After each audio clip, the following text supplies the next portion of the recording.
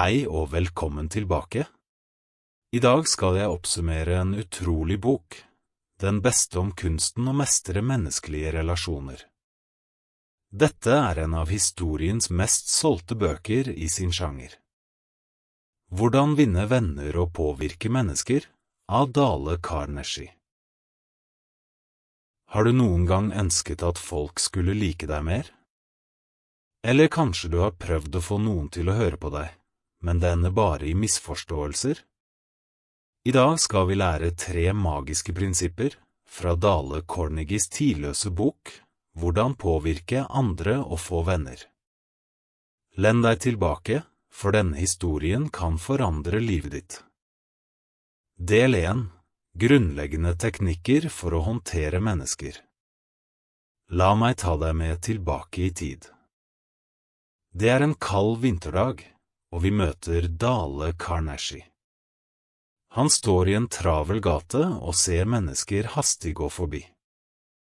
Men i tankene hans er det ikke kulden han tenker på, det er hvordan mennesker forholder seg til hverandre. Han husker en historie om en beryktet kriminell, Al Capone. Ja, han var kanskje en av de farligste mennene i Amerika, men vet du hva han selv sa om seg selv? Jeg er en god mann. Jeg hjalp bare andre å få det de ønsket. Al Capone trodde han var helten i sin egen historie. Selv en som gjorde så mye galt, følte seg misforstått. Så hvorfor kritiserer vi hverandre så lett? Dale forsto noe viktig. Når vi kritiserer andre, slår de seg vrang. Kritikk føles som et angrep. Og hva gjør folk da? De forsvarer seg, de endrer seg ikke. Derfor sier Dale, ikke kritiser, ikke døm, og ikke klag. Prøv heller å forstå hvorfor folk gjør det de gjør. Neste gang du har lyst til å kritisere noen, tenk på Dale og hva han gjorde i stedet. Han ga ros. Ikke falsk ros, men ekte, oppriktig ros. Han møtte en nabo en gang, en mann som var kjent for å være litt gretten. I stedet for å kritisere naboens holdning, sa Dale, for en flott hage du har. Jeg skulle ønske jeg kunne få mine blomster til å blomstre slik. Vet du hva som skjedde? Mannen lyste opp. For første gang begynte de å snakke, og etter det ble de venner. En liten, ekte kompliment kan gjøre underverker. Men det stopper ikke der. Dale oppdaget også en annen hemmelighet. Hvis du virkelig vil påvirke andre, må du vise dem hva de kan få ut av det. Tenk deg en liten gutt som nekter å spise grønnsakene sine. Du kan klage på ham, du kan mase, men hva hjelper det? Ingenting. Men hvis du sier, vet du, hvis du spiser disse grønnsakene, blir du sterk som superhelten din. Da skjer magien. Gutten begynner å spise, ikke fordi du ba ham, men fordi han vil bli sterk. Så hva kan vi lære av Dale? 3 enkle, men kraftige ting. 1. Ikke kritiser, prøv heller å forstå. 2. Gi ekte ros, folk elsker å føle seg verdsatt. 3. Vekk et sterkt ønske hos andre, vis dem hva de kan få ut av det. Disse 3 prinsippene kan forandre måten du snakker med andre på. Prøv dem i dag, og du vil se forskjellen. Del 2. 6 måter å få folk til å like deg. Nå som du har lært hvordan du kan håndtere mennesker, er det på tide å ta det et skritt videre. Hvordan får du folk til å like deg? Det er enklere enn du tror. La meg fortelle deg noen hemmeligheter. 1. Vis oppriktig interesse for andre. Jeg kjenner en mann som hadde en fantastisk evne til å få folk til å føle seg spesielle. Når han møtte noen, stilte han spørsmål, lyttet nøye og så dem rett i øynene. Han kunne snakke med en fremmed i 5 minutter, og personen ville føle at de hadde kjent ham hele livet. Hvorfor? Fordi han viste ekte interesse.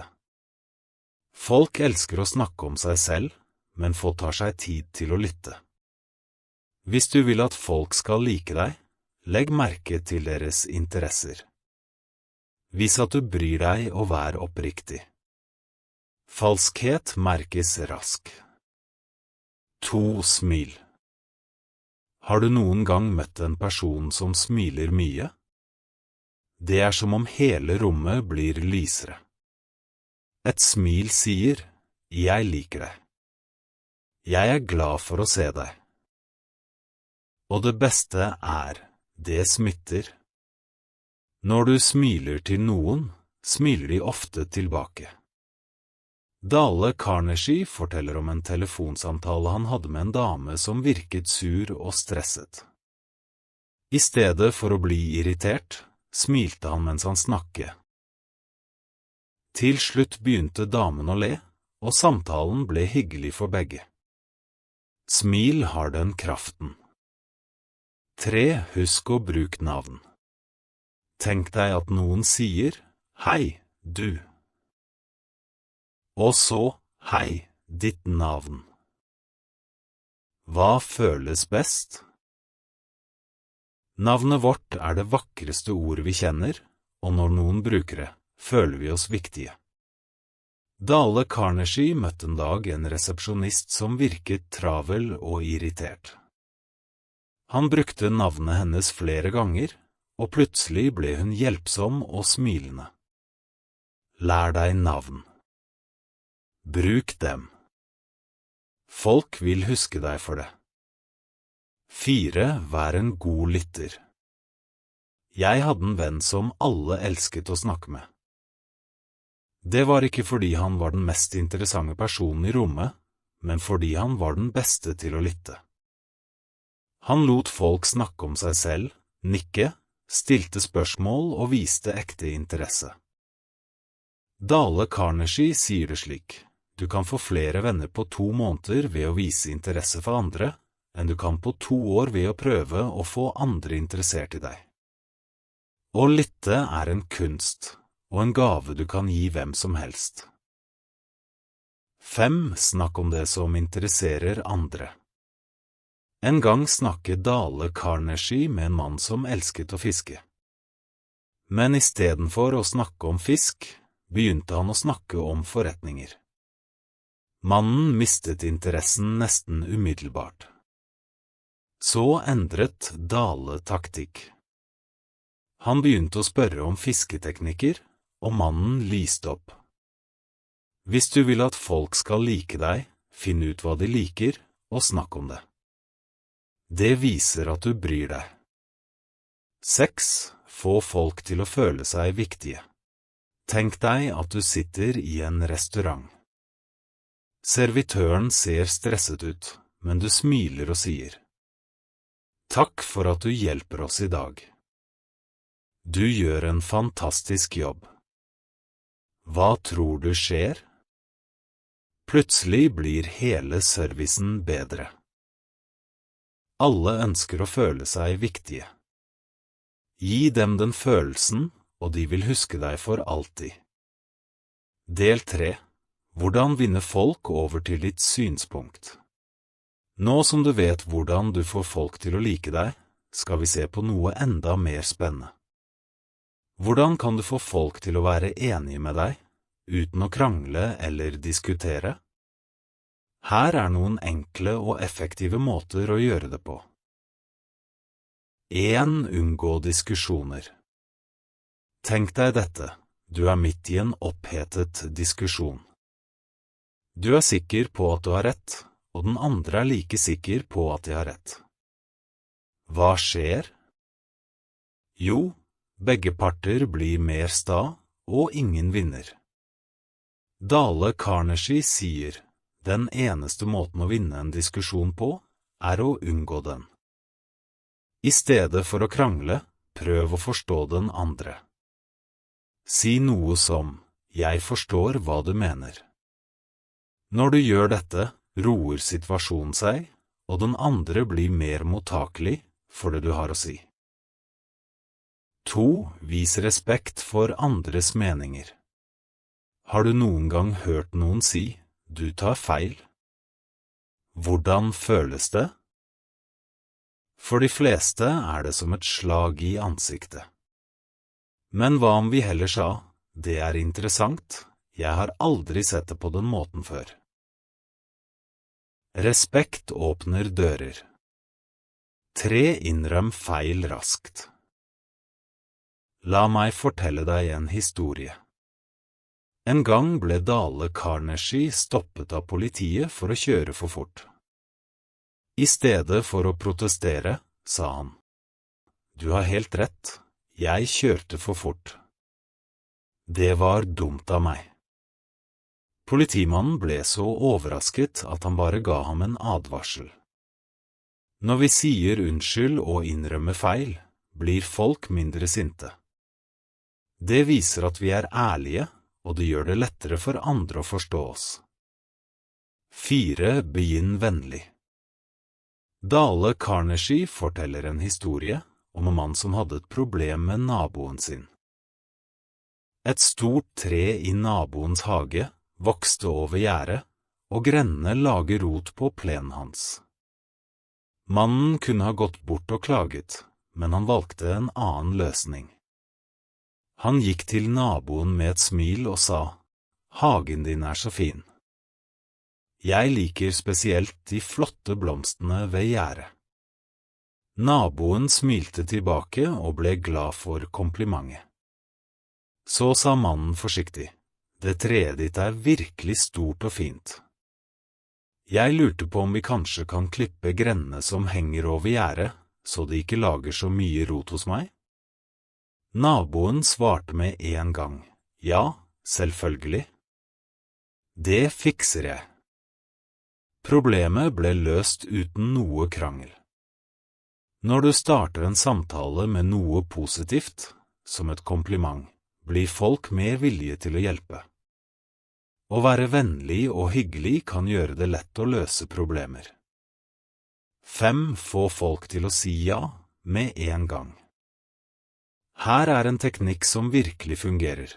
Begynn med spørsmål, hvor den andre personen naturlig vil si ja.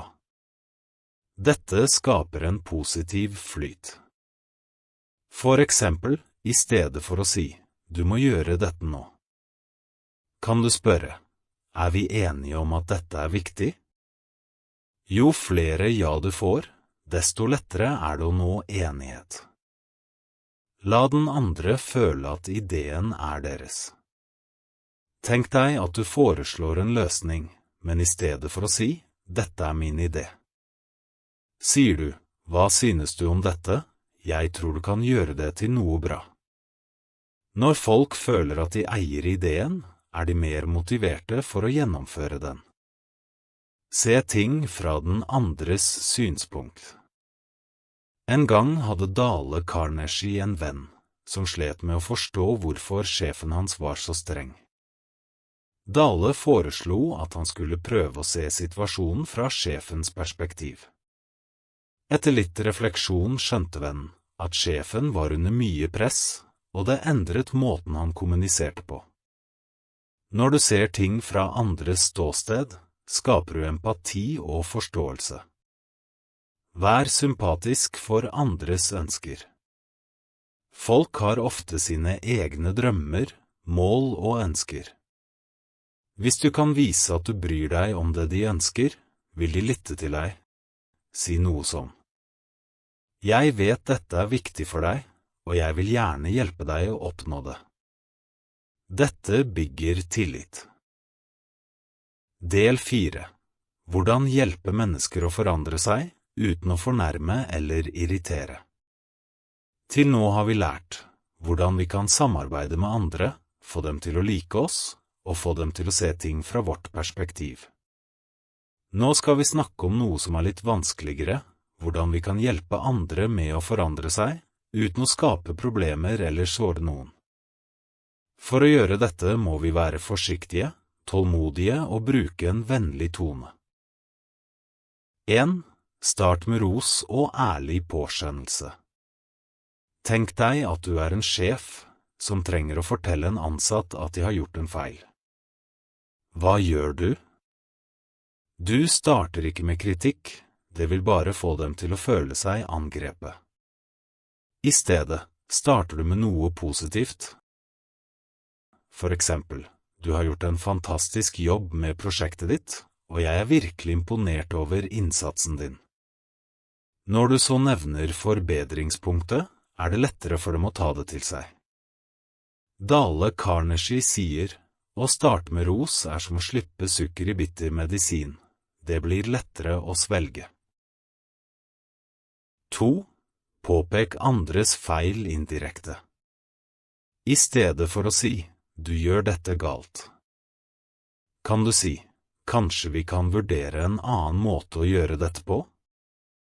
Det indirekte språket gjør at personen føler seg mindre angrepet og mer åpen for forslag. Carnegie forteller en historie om en medarbeider som lager en feil i en rapport.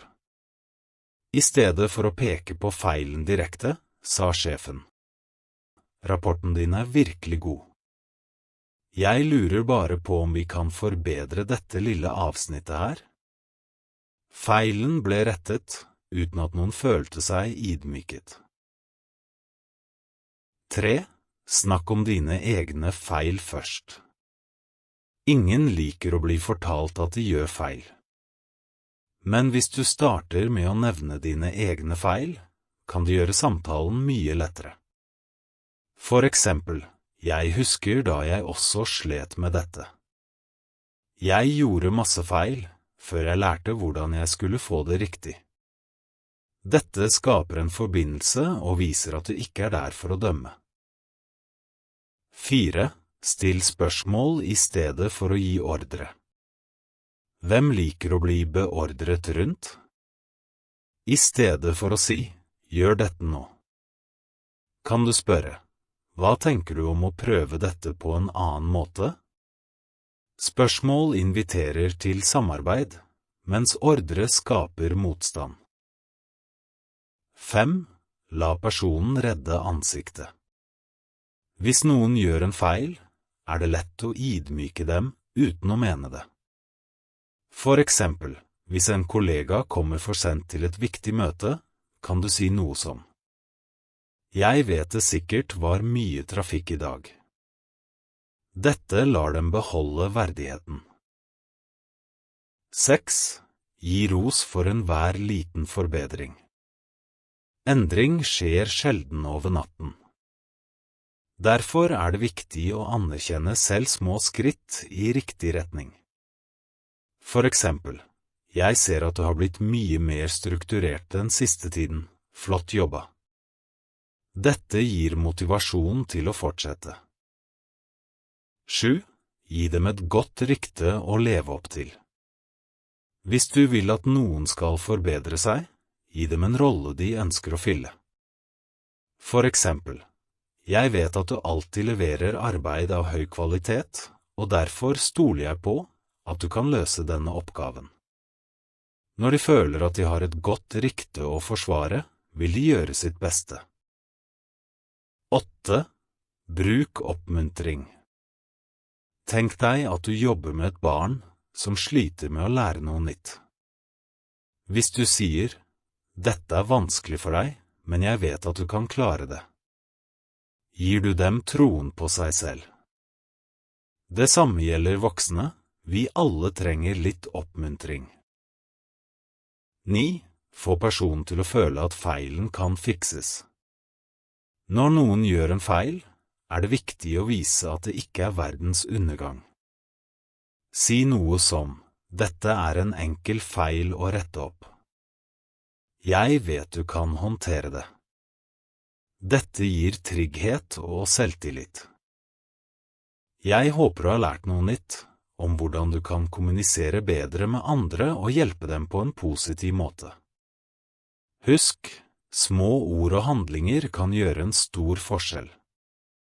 Ikke glem å gi meg en tommel opp. Har du noen tanker eller spørsmål?